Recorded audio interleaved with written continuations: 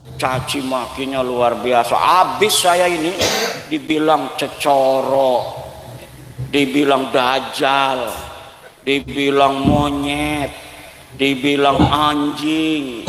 Habis semua kebun binatang ke saya semua. Nggak tahu kalau yang dihadapin ini adalah putra wayah Nusantara dari penjajahan spiritual dan perbudakan. Orang ngaku nabi zaman dulu banyak pemalsu nabi. Musailamah al-Kadzab ngaku nabi palsu, pengaku cucu palsu sampai 200 tahun itu di Mesir. Ada orang namanya Maimun al-Qaddah, dia ngaku cucu nabi.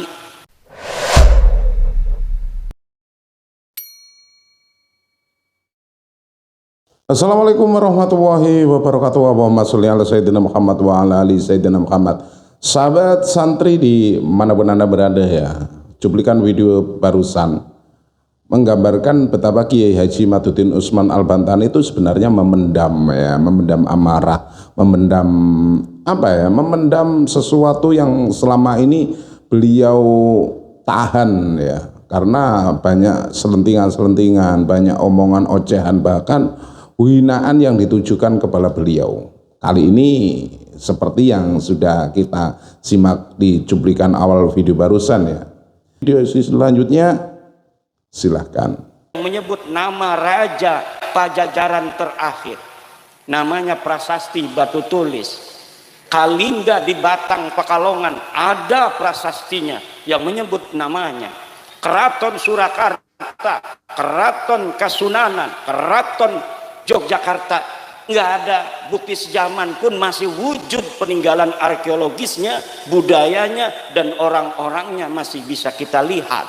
Apalagi semua apa yang ada di Keraton Jogja, Kasunanan, Pakualaman, Surakarta, Hadiningrat, semuanya dicatat semua. Nasab yang mau masuk nyangkok ke Yogyakarta nggak bisa karena ada kekancingannya. Begitu juga ada Balawi mau masuk menjadi cucu daripada Hamengkubuwono II, nggak bisa. Ada yang ngaku Balawi cucunya Hamengkubuwono, katanya punya istri anaknya Hamengkubuwono, punya mertua Hamengkubuwono dan lain sebagainya. Kemudian kuburannya, kuburan Panglima Perang daripada Yogyakarta, dirubah namanya jadi Balawi. Kanjeng Raden Tumenggung Sumodiningrat adanya di Bantul Pleret.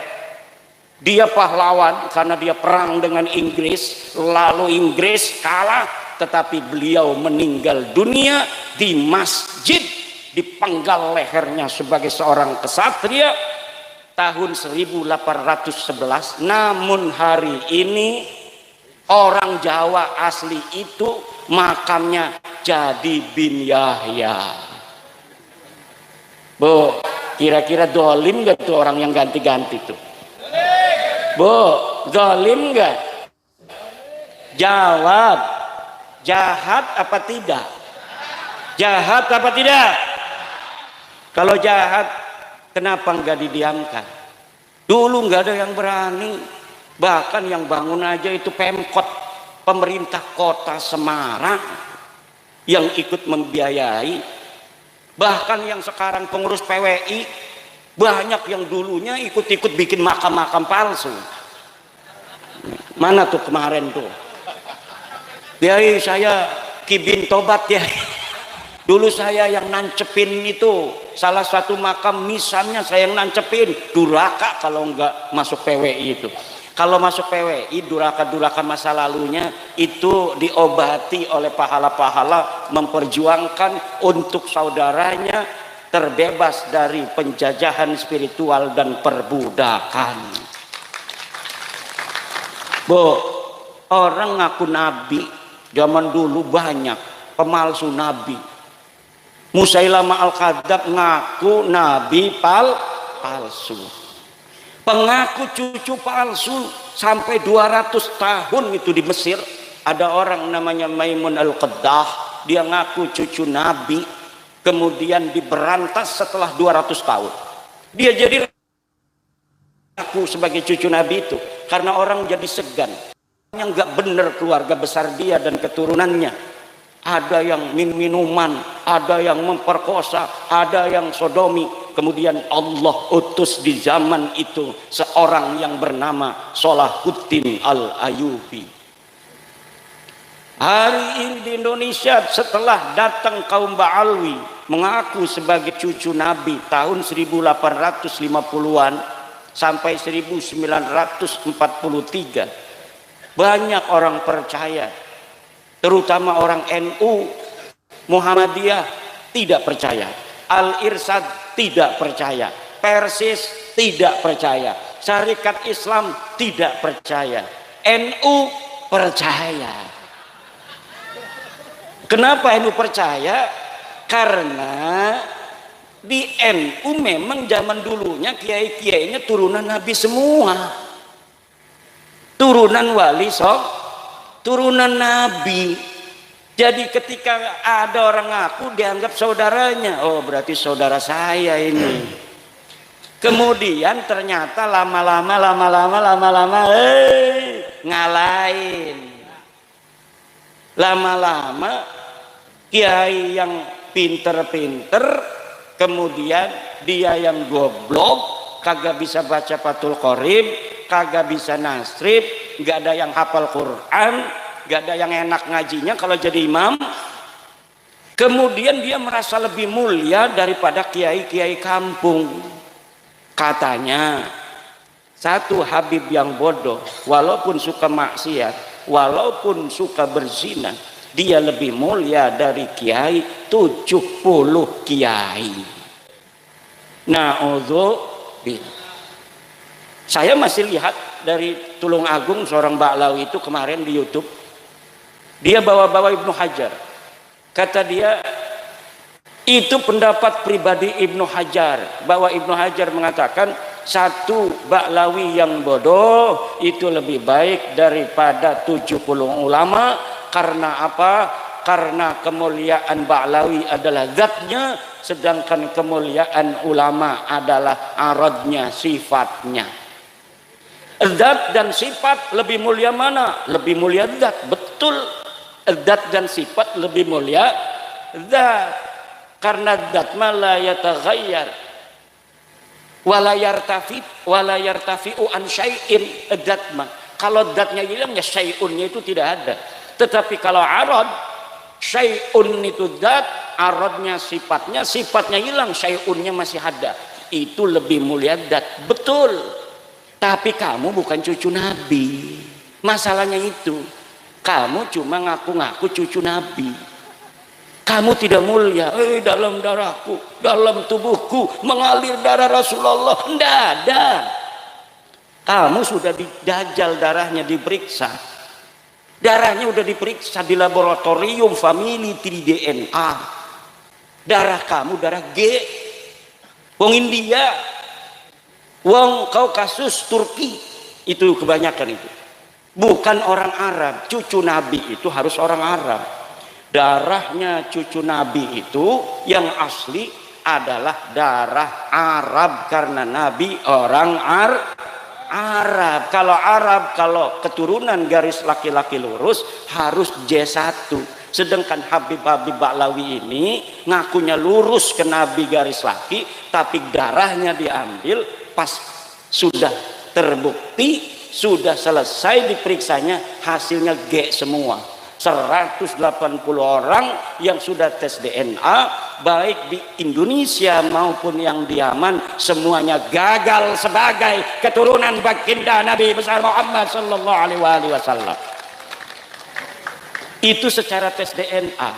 Secara ilmu nasab, ilmu tarikh, ilmu sejarah, saya sudah meneliti penelitian daqiqan bahwa memang mereka sama sekali tidak ada kaitan dengan baginda Nabi besar Muhammad sallallahu alaihi wasallam.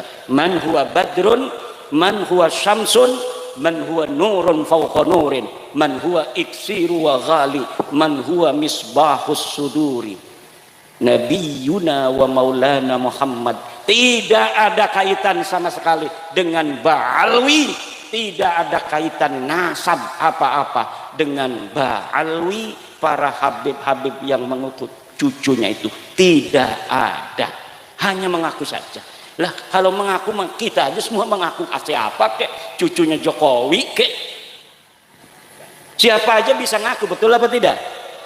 Soekarno meninggal 1970, kita ngaku saya cucunya Soekarno, pantes. Wong Soekarno masih punya cucu, paling punya buyut jangga paling kan. Orang yang ngaku cucunya Soekarno, anaknya Mega Puan, Mbak Puan umurnya kayak Kiai Ansori. Jadi Kiai Ansori mengaku cucunya Soekarno wajar. Dari anak siapa Kiai Ansori? Dari ibu yang tidak diketahui. Ya. Itu bapak-bapak ibu-ibu. Kenapa dulu katanya kan banyak yang ngomong Kiai-Kiai Kibin tuh yang Kiai-Kiai Kibin. Kiai mah dulu Syekh Hasyim Asy'ari meneng-meneng baik. Kiai Hasyim Asy'ari enggak ngomong balawi batal. Kalau pengakuan itu la yata'allaku bimanfaatin, itu enggak ada masalah, enggak ada soal. Karena dulu mungkin Ba'alwi yang ditemui Mbah Hasyim itu masih malu-malu. Enggak ada yang dawir-dawir minta-minta duit, minta-minta kambing. Kalau lagi haulan dia pengen dikirim kambing 1 truk, betul apa tidak? Tadi tuh saya sebelum datang ke sini ada mantan kibin ngomong, kan biasanya kalau haulan itu di sana itu bawanya dari sini 1 truk kambing, dapat nyari-nyari katanya. Panitianya dia dibawa ke sana tuh. Itu mantan kibin tuh. Kadang-kadang untuk masjid sendiri susah, betul? Kadang-kadang kiai kita yang sejak kita dalam kandungan sudah mendoakan kita, ketika kita 4 bulan kita panggil kiai, doain kiai, betul apa tidak? Di sini ada nggak 4 bulanan? 4 bulanan hamil istri kita panggil kiai, suruh ngedoain anak kita yang ada dalam perut. Kemudian ketika 7 bulan kita manggil kiai lagi, suruh ngedoa lagi, diamplopin paling 5.000 10.000. Kemudian ketika lahir manggil lagi kiai lagi, namanya nyuguh tamu, doa lagi. Nanti dapat 7 hari manggil lagi, suruh nyukur rambut, doa lagi kiai itu. Kemudian sunatan manggil kiai lagi. Pas besar dia dikasih rizki sama Allah, duitnya miliaran, ngasih alfatnya ke Habib. Kibin, otaknya dengan di silaku Kibin, otak taruh di mana? Terus yang ngajarin kita sholat, yang ngajarin kita wudhu, kiai kampung di musola kecil, di masjid. Kadang dia yang ngajar, kadang dia yang bawa kue, dia yang bikin kopi kiainya tuh. Tapi Masya Allah, sesudah kenal lama Habib, dia lupain guru orang-orang yang telah berjasa dalam hidupnya sejak dalam kandungan. Kadang-kadang dia yang ngomong, ini malam ini ada hallnya Habib, pengajian libur, nggak boleh kalau ada Habib lagi di hall ada pengajian, itu namanya matane picak. Betul apa tidak? Ada nggak orang ngomong begitu? Pangkat dia itu apa ngomong begitu? Pangkat dia apa kiai? Bukan. Bisa ngaji Fathul Qorib? Enggak. Suruh nasrif fa'ala fa'alu fa'alna, enggak bakal bisa. Suruh ngelal qala asluhu qawala ala wazni fa'ala, enggak bakal mampu. Suruh menghafal al-qawaid al-fiqhiyah, enggak bakal bisa. Lalu pangkatnya apa? Itu orang dia mau di hall buyutnya dia, kita mau ngaji, tidak boleh pengajian, bahkan jamaahnya suruh hadir ke sana, katanya barokah. Barokah naon ngaji teu apa teu? Barokah apa dapatnya di sananya? Dikasih perukunan sholat? Enggak. Kadang-kadang enggak sholat. Betul apa tidak? Kadang-kadang kumpul sholat maka agak, jangan betul-betul tuh dekat keraton masih ada. Bahkan kota kita banyak yang dipakai-pakai. Allah, Allah, haul Gresik, haul Solo, haul Malang. Lah emang pangkatnya apa dia? Coba yang di haul itu lihat sejarahnya waktu hidupnya. Ada nggak di kitab-kitab Mbah Hasim yang semasa dengan dia disebutkan? Nggak ada. Banyaknya orang-orang Baklawi itu yang dianggap hebat-hebat setelah matinya. Udah 20 tahun mati baru dicatat itu. Kehebatannya semuanya nggak ada bisa dibuktikan oleh orang yang sezaman. Hafal hadis katanya 1.000.000 hadis, mana buktinya? Lu nggak ada, orangnya udah mati. Mungkin ada nggak kalau dia pakar hadis? Kitabnya mungkin. Sanadnya dari siapa? Pernah nggak dia ketemu dengan musnidud dunya? Dari siapa saja dia mendapatkan riwayat hadis? Gurunya berapa ratus? Seorang pakar hadis ya gurunya harus ratusan. Nggak ada. Hanya di tulisan-tulisan sekarang di internet ditinggi-tinggikan. Pada masa hidupnya bukan siapa-siapa. Makanya saya katakan satu Syekh Nawawi Tenara lebih mulia dari seluruh Ba'lawi yang hidup maupun yang sudah mati.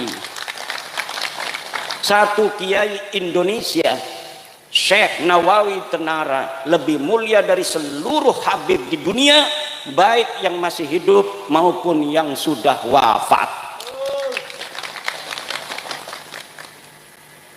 Dengan Syekh Mahfud Turmusi pun saya berani katakan bahwa Syekh Mahfud Turmusi lebih utama dan lebih mulia di sisi Allah dari Ba'lawi, seluruh Ba'lawi yang ada di dunia, baik yang hidup maupun yang meninggal dunia. Bahkan peci hitamnya Syekh Nawawi itu lebih mulia dari seluruh sorban-sorban ban Vespanya Ba'lawi, baik yang masih hidup maupun yang sudah meninggal dunia. Sarungnya Syekh Nawawi Tenara, sarung yang murah itu yang ngelinting, lebih mulia dan lebih utama dari seluruh jubah sorban-sorbannya dan lapisan-lapisannya dari para kabid Ba'lawi itu. Saya berani kalau misalnya ada malaikat yang suka tugasnya itu menghitung, hisab, ayo dihisab. Dia suka membanding-bandingkan, makanya saya banding-bandingkan sekarang. Mereka itu sukanya membanding-bandingkan. Sayyidina Syekh Abdul Qadir Jilani dibandingin dengan Abdul Al-Haddad, dengan Faqih Muqaddam. Katanya Faqih Muqaddam lebih hebat daripada Syekh Abdul Qadir Al-Jilani. Kalau Syekh Abdul Qadir Al-Jilani dia terkenal di dunia, maka Faqih Muqaddam nanti dia akan lebih tinggi derajatnya di akhirat daripada Syekh Abdul Qadir Jilani. Dari mana dia tahu? Syekh Abdul Qadir Jilani katanya pangkatnya kalah nanti di akhiratnya oleh Faqih Muqaddam. Siapa Faqih Muqaddam? Apakah orang, apakah bukan? Faqih Muqaddam katanya imam. Saya teliti di kitab-kitab, katanya dia wafat 653 Hijriah. Kitab-kitab sudah banyak ditulis di Yaman yang nyebutin nama ulama-ulama Yaman, ulama-ulama Tarim disebutin. Saya cari nama Faqih Muqaddam Muhammad bin Ali itu tidak ada sama sekali. Pada tahun 653 orang bernama Faqih Muqaddam. Tapi kibin-kibin kan hadaratnya, la hadrati Sayyidina wa Maulana Faqih Muqaddam, ya Faqih Muqaddam. Faqih Muqaddam dipanggil nggak ada kok. Saya bisa membuktikan dia tidak ada. Saya nggak bakal berani ngomong begini kalau saya tidak bisa membuktikan bahwa Faqih Muqaddam tidak ada pada masanya. Tidak ada. Lalu gimana tuh kiai kok bisa ada? Ya Sangkuriang tahu? Sangkuriang, Superman, tahu? Batman, Gundala, nggak ada orangnya. Tapi kemudian anak-anak kita hafal. Coba idola kamu siapa? Superman, Batman, Gundala, Spiderman, Doraemon. Kalau dulu Sangkuriang, Kamandanu, Angling Dharma, tak kayak tadi Angling Dharma tuh, itu belum ditemukan bukti sezaman. Saya baca dalam sejarah Bojonegoro, kalau Bojonegoro di Banten, di Bojonegoro, bahwa para pakar-pakar Bojonegoro belum menemukan bukti sezaman betulkah dulu di Bojonegoro ini ada Angling Dharma. Tetapi itu adalah sebuah kekayaan kebudayaan daripada Bojonegoro. Sama seperti di daerah Jawa Barat dikenal dengan nama Sangkuriang. Dikenal dengan nama di sana siapa lagi itu, tokoh-tokoh yang diciptakan dalam versi kebudayaan untuk menjadi inspirasi bagi anak-anak muda pada zamannya. Itu banyak sekali diciptakan tokoh, dan tokoh-tokoh semacam itu lalu kemudian ada yang ngaku-ngaku keturunannya. Orangnya diciptakan, sekarang orang ada yang ngaku turunan Superman. Wow, saya masih turunan Superman. Mengenai Arjuna, apakah betul Arjuna punya anak namanya Parikesit? Betul, dalam dunia kebudayaan, pewayangan, Parikesit mempunyai anak namanya Abimanyu. Abimanyu mempunyai anak namanya Yudhoyono. Saya tahu Yudhoyono, presiden dulu. Kemudian Yudhoyono punya anak namanya Grendoyono. Grendoyono nama Pramesti. Pramesti punya anak namanya Angling Dharma. Adanya di Kali Tidu. Itu legendanya. Perlu untuk bukti sezaman untuk diyakinkan bahwa betul Angling Dharma pernah ada di Kali Tidu. Fakih Muqaddam membutuhkan itu, sudah 3 tahun dicari, nggak ketemu-ketemu. Ada yang dikirim dikasih duit ke Turki, ada yang dikasih duit ke Madinah, ada yang dikasih duit ke Irak, ada yang dikasih duit ke Yaman untuk mencari bukti bahwa Fakih Muqaddam pernah ada di masa lalu. Tidak ada yang mampu mendapatkannya dan tidak akan pernah ada. Kenapa? Karena saya sudah secara badihian jalian bahwa nasab Ba'lawi ini diakuinya baru di abad 9 Hijriah, 895 Hijriah.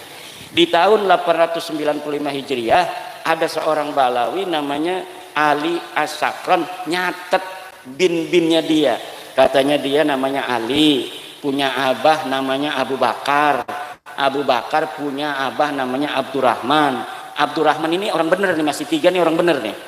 Nah, dari Abdurrahman ke atas ini dia nggak hafal, tulis-tulis saja sampai nama cucu Nabi yang namanya Ahmad bin Isa yang ada di abad keempat Hijriah, 345 Hijriah. Memerlukan 13 nama ke situ, dikarang aja.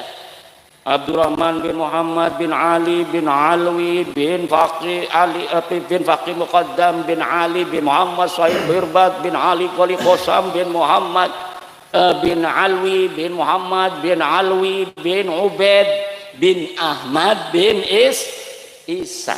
Ya, saya cari kalau Ahmad bin Isa ini benar cucu Nabi. Ada di dalam kitab Tahdhibul Ansar, ada di dalam kitab Al-Mazdi Ahmad bin Isa, ada di dalam kitab Muntaqilatut Talibiyah, ada dalam kitab As-Sajarah Al-Mubarakah karangan Imam Fakhrur Razi, ada dalam kitab Al-Asili karangan Al-Marwazi, karangan At-Taqi, ada dalam kitab Al-Fahri Al-Marwazi, ada dalam As-Sabatul Musal, ada di dalam kitab apa namanya itu Umdatut Talib di abad ke-9 awal. Ahmad bin Isa sahih sebagai cucu Nabi. Anak-anaknya 3 ditulis dalam kitab-kitab itu mulai abad ke-5 Hijriah ditulis. Anaknya itu 1 Muhammad, 2 Ali, 3 Husain. Tidak ada anak bernama Ubaid. Leluhurnya Kabib-Kabib ini namanya katanya Ubaid. Katanya anak Ahmad bin Isa cucu Nabi. Dilihat di dalam kitab-kitab masa lalu yang hari ini masih ada dicetak. Karena kitab masa lalu itu punya Imam Syafi'i itu tahun 150 Hijriah Imam Syafi'i lahir, beliau wafat 205 Hijriah, kitabnya masih ada sampai hari ini. Begitu pula kitab-kitab nasab, banyak kitab nasab itu yang saya ambil hanya beberapa, paling 30 yang saya sebut di dalam kitab. Kenapa? Karena itu yang menyebut Ahmad bin Isa. Yang lain itu keluarga lain, jadi nggak perlu untuk saya sebutkan. Kalau disebutin semua 200 kitab nasab dan sejarah bapak-bapak dan ibu-ibu, yang semuanya memperkuat dan membatalkan nasab Habib sebagai keturunan Nabi. Lalu mereka marah-marah sama saya, nggak mau nerima. Ini fitnah, hasud, iri, dengki, punya kebencian pada turunan Nabi. Kebencian turunan Nabi siapa?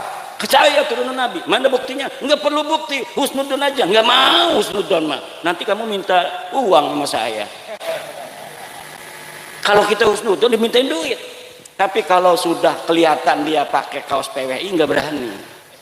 Jadi orang-orang yang paling merdeka sekarang di Indonesia ini orang yang pakai kaos PWI. Nggak bakal gitu.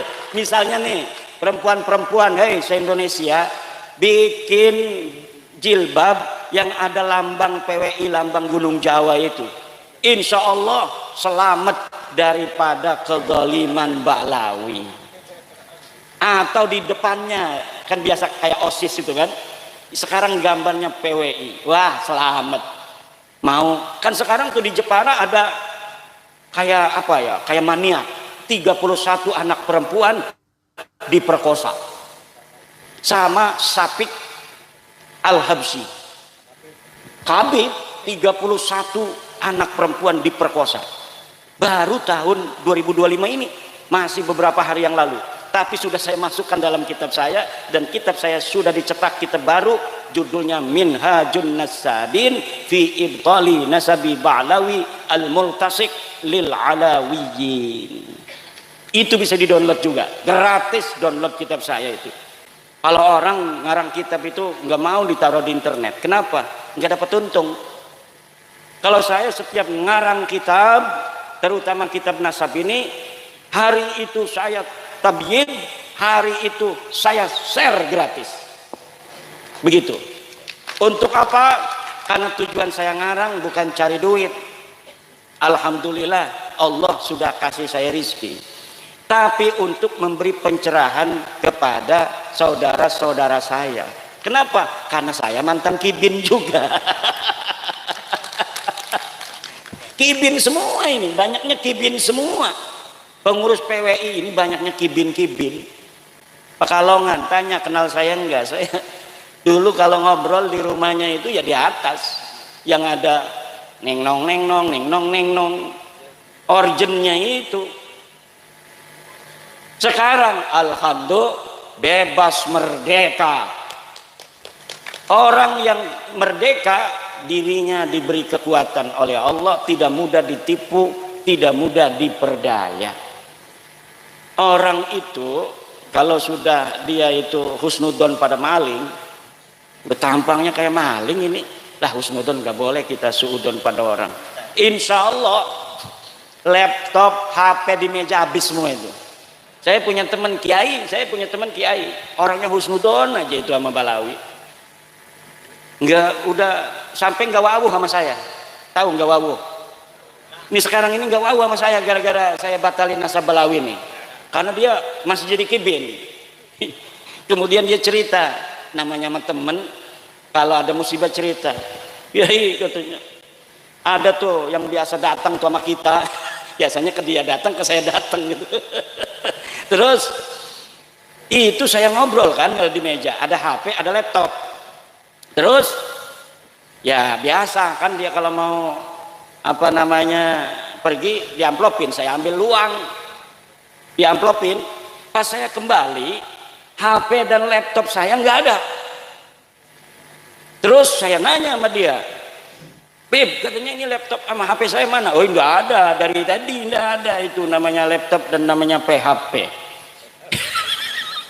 Ada Bin, tadi di sini. Nggak ada. Kamu salah katanya. Dia penasaran karena rumahnya pakai CCTV. Kiai banyak duit dia. Ada CCTV-nya. Dia lihat di kamar. CCTV-nya. Bener itu dimasukin ke tasnya. HP-nya, laptopnya. Dimasukin ke, dan dia tidak punya malu. Na'udzubillah. Tapi kalau sudah pakai kaos PWI LS, selamat sentosa. Karena kita bisa masuk ada amar ma'ruf nahi mungkar awamirillah wajtinabu nawahihi, masuk surga. Jangan mau ditakut-takutin. Kalau enggak cinta sama aneh, cinta sama keluarga Belawi, maka ente tidak akan masuk surga karena tidak akan dapat syafaat dari Injil aneh Nabi Muhammad. Sebenarnya dia juga nggak yakin itu dia cucunya Nabi Muhammad itu. Sekarang itu dia nggak yakin orang dia udah tes DNA, bukan kok. Tapi si Kibin ini aja yang masih yakin orangnya aja udah nggak yakin. Kibinnya masih yakin. Kibin. Susah jadi Kibin itu. Kibin kapan tobatnya? Nah, kita doakan. Kita bukan kebencian. Kalau mereka yang ngaku-ngaku turunan Nabi itu tidak ada kaitan dengan kezaliman dari pengakuannya, biarin aja. Gak bakal ini ada ribut-ribut begini. Ada orang yang penasaran seperti saya bahwa dia bukan cucu Nabi. Gak mungkin kalau mereka semuanya baik-baik semua. Ngaku turunan Nabi misalnya, setiap punya uang, ketemu orang dia kasih 100.000, ada ketemu lagi 100.000, ketemu lagi, itu mengangkat nama Nabi Muhammad. Ya Allah, dasar cucunya Nabi, ketemu orang ngasih uang, sepasar uang dibagi semua sama dia. Masya Allah, Nabi Muhammad terima kasih, kau telah membawa cerah keimanan kepada kami. Engkau juga menurunkan keturunan-keturunan yang mulia, yang bagi-bagi duit terus pada kami. Begitu, walaupun palsu dia. Betul apa tidak? Mengangkat harkat martabat Nabi Muhammad SAW lebih tinggi lagi. Tapi kalau model-modelnya ngaku cucu Nabi, nggak pernah sholat, katanya putra putri Fatimah nggak sholat juga, dijamin masuk surga. Kan malu-maluin Nabi Muhammad. Ngaku cucu Nabi, ada apem punya orang diambil aja. Allah. Minum-minuman keras, mabok, nyolong motor, dawir, nyolong apa namanya tuh, akuarium. Ada di Lampung nyolong akuarium, di Banyumas nyolong keramik 200 meter material. Dia bawa mobil osbak ngambilin keramik, bukannya bayar, bilang Habib Anu, emangnya ini material siapa? Dapat keramiknya bukan dapat beli apa? Enak amat membawa nama Rasulullah untuk hawa nafsunya dia. Ini adalah merendahkan harkat martabat Rasulullah. Wajib bagi kita untuk menjaga kemuliaan Rasulullah dengan membongkar kepalsuan nasab orang-orang yang mengaku sebagai cucu Nabi, kemudian menggunakan pengakuan itu untuk berbuat zalim dan merendahkan harkat martabat Nabi. Setuju, Bu? Asyhadu anna Ba'lawi Habib laisu min dzurriyyati Rasulillah. Merdeka. Udah merdeka itu, insyaallah. Lebih merdeka lagi kalau ada lambang PWI di rumahnya. Ini lambang Nahdlatul Ulama di atas, karena PWI anaknya Nahdlatul Ulama. Di bawahnya lambang PWI LS. Insya Allah ada Kabib masuk, Masya Allah, langsung udah mau dia. Nanti kiai-kiai, ada apa Beb? Mau ngehol? Enggak kiai, enggak kiai. Ini saya melihat bahwa kiai ini akan masuk surga. Saya permisi kiai, assalamualaikum. Gitu doang paling juga. Kalau sudah ngelihat ada gambar PWI atau foto saya.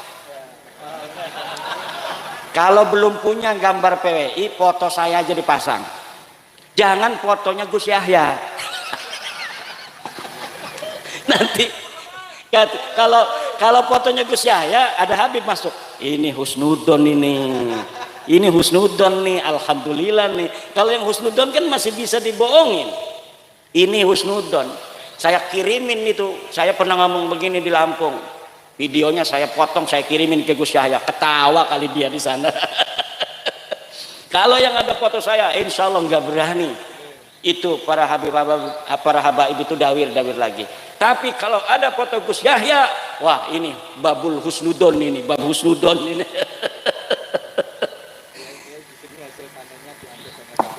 Tuh ada katanya kiai-kiai hasil panennya diangkut Habib katanya. Lah apakah yang begitu itu pantas untuk membawa-bawa nama Rasul, Bu? Nggak pantas. Nggak pantas bawa-bawa nama caci makinya luar biasa. Abis saya ini dibilang cecoro, dibilang dajjal, dibilang monyet, dibilang anjing. Habis semua, kebun binatang ke saya semua. Nggak tahu kalau yang dihadapin ini adalah putra wayah Nusantara. Ini saya mendapatkan ini, pusaka-pusaka ini banyak sekali dari orang-orang yang mempunyai mata yang lain selain mata kepalanya. Bahkan ketika capres, saya akan lihat-lihat Pak Jokowi. Pak Jokowi ini kayaknya mau ke Ganjar, kata saya ini. Saya dukung Ganjar, kata saya. Kemudian datang itu utusan dari para penunggu gunung-gunung sepulau Jawa. Kata dia, saya kan orangnya husnudon aja Pak begitu mah. Kiai kenapa bukan pilih Pak Prabowo? Kenapa? Sudah ditanda tangan oleh penunggu gunung sepulau Jawa bahwa yang akan jadi presiden Prabowo, kata orang itu. Terus tapi para penunggu gunung-gunung sejawa sedang cinta sama Kiai Imad. Kalau Kiai Imad nggak berubah, maka tanda tangannya yang akan berubah, yang didukung Kiai Imad yang akan menang. Sampai begitu, kata saya. Ada syaratnya enggak? Ada syaratnya. Syaratnya 3. 1 ini, 2 ini, 3 ini. Kalau ini tidak, maka yang jadi presiden Prabowo. Ya kita ini kan orang pekih. Orang pekih itu berdasar hadasiyah. Hadas itu berdasarkan dalil aja, mana buktinya. Tetapi pada waktu itu saya ngikutin aja. Syaratnya saya penuhi. Yang 2, yang 1 tidak bisa dipenuhi oleh teman saya. Akhirnya ya tidak bisa dirubah. Prabowo tetap jadi presiden, harus kita dukung sampai 5 tahun karena Bapak Prabowo yang dipilih oleh para penjaga Nusantara. Wah ini halu nih Kiai Imad. Ya ini malah lagi cerita halu dulu, karena apa, cerita-cerita apa namanya dalil-dalil kan udah selesai. Balawi udah pik, bukan cucu Nabi, dia nggak bisa lagi bawa dalil, nggak bisa dia. Udah ditantang-tantangin tuh sama orang-orang. Berani nggak debat dengan Kiai Imad? Melempem baik. Yang suruh di depan itu orang-orang kayak Kori itu yang macam-macam. Kalau ada acara begini bikin kerusuhan. Paling begitu doang, lama-lama ditangkap polisi juga tuh orang begitu. Lama-lama ditangkap polisi. Kenapa? Karena dia mengganggu acara orang lain. Pengajian itu dilindungi undang-undang, dia ganggu. Kalau polisi kesel itu bisa ditangkap itu Pak Kori itu. Orang lagi ngaji Gus Abbas kemarin disuruh pulang, dilempar-lemparin. Itu kalau polisi sudah kesel orang-orang begitu ditangkepin karena sudah melanggar undang-undang Indonesia. Ibu bapak hadirin ma'asyiral muslimin rahimakumullah. Itu intinya Bu ya. Ibu ini keturunan ke atas orang mulia-mulia Bu. Jangan rendah diri kepada orang-orang begituan. Mereka bukan siapa-siapa. Mereka tidak lebih mulia daripada kudungnya ibu-ibu. PWILS punya kaos yang keringetan itu lebih mulia dari seluruh jubahnya para Ba'lawi. Lebih mulia orang-orang Nusantara, orangnya jujur, sopan santun, nggak enakan sama orang. Orang-orang begitu itu berpahala. Kiai tadi, Kiai itu, Kiai Ibrahim nih, biasanya kalau bukan acara begini, mimpin tahlilnya panjang. Saya tahu kenapa Kiai kita itu begitu nggak enakan. Ini lagi acaranya banyakan orang, udahlah yang cepat aja supaya kebagian waktunya, supaya nih dari Banten tamu kita ngomongnya banyak. Saya berharap baca dzikirnya banyak supaya saya ngomongnya sebentar. Ternyata ma'rifatullah orangnya itu nggak enakan. Itulah orang Jawa. Orang Jawa itu nggak enakan. Aslinya orang Jawa itu nggak biasa nyaci orang. Kita ini sekarang nih ngomong-ngomong kejelekan begini karena harus dilawan. Cangkem elek ya dibalas cangkem elek. Kalau cangkem elek dibalasnya husnudon, habis kita. Makam-makam sudah diganti semua. Wali-wali kita sudah kalah semua. Gresik itu kan Sunan Giri, Sunan Gresik, Sunan siapa lagi tuh di Giri banyak. Sekarang yang besar itu Balawi. Kapan datangnya dia? Tahun 1900. Ngapain aja dulu? Ya ngajar ngaji. Lah ngajar ngaji mak kiai juga semua ngajar ngaji. Lah ngajar ngaji doang. Perang kagak? Kagak. Mati di medan perang kagak? Kagak. Lalu hebatnya apa? Ya hebatnya dibesar-besarin.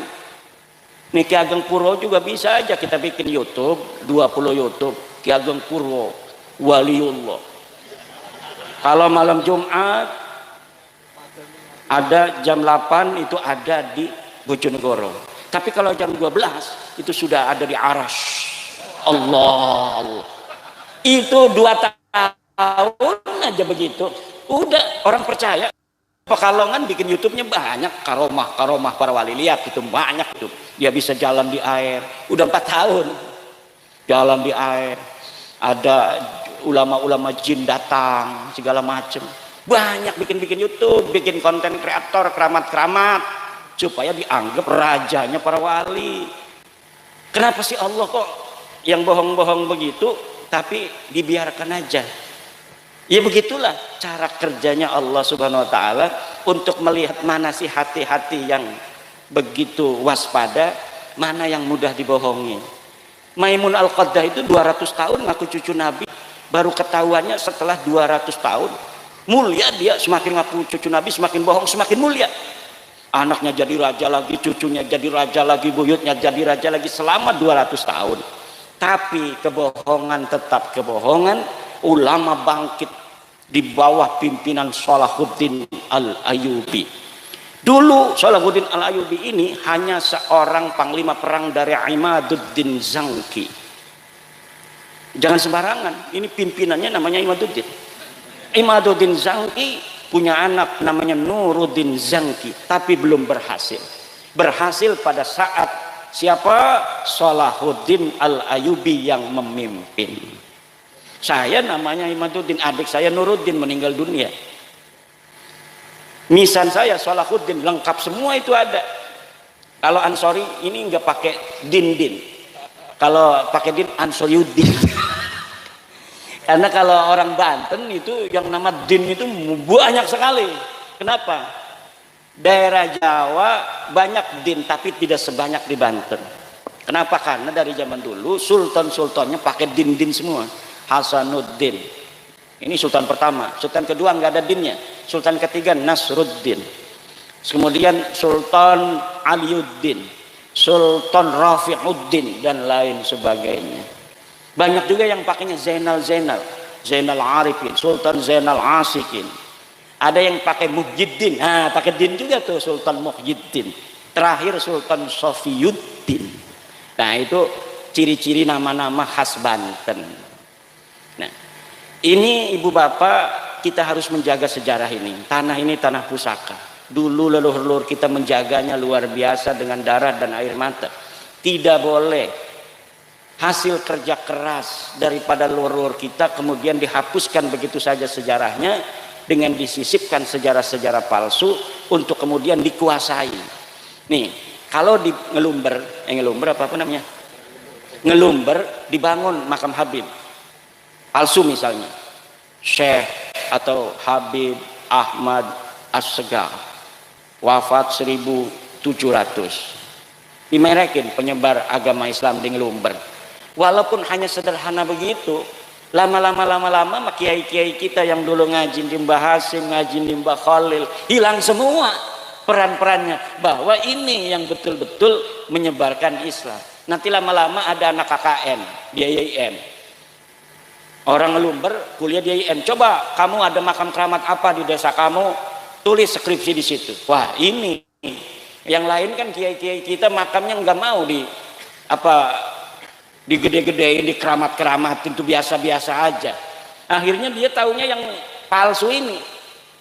Sejarah masuknya Islam di Ngelumber oleh Habib Ahmad As-Segaf tahun 1700, padahal bohong. Itu yang akan terjadi. Kenapa? Cara untuk menghancurkan bangsa dan menguasainya, pertama rubah sejarahnya, lalu hapus sejarah dan hubungan mereka dengan leluhurnya. Seakan-akan mereka hanya tahu mereka orang-orang budak, orang-orang awam yang mudah untuk ditundukkan. Satu generasi itu semua bangsawan-bangsawannya akan menjadi kambing. Generasi ketiganya sudah akan menjadi bebek. Itu orang Eropa yang nulis begitu.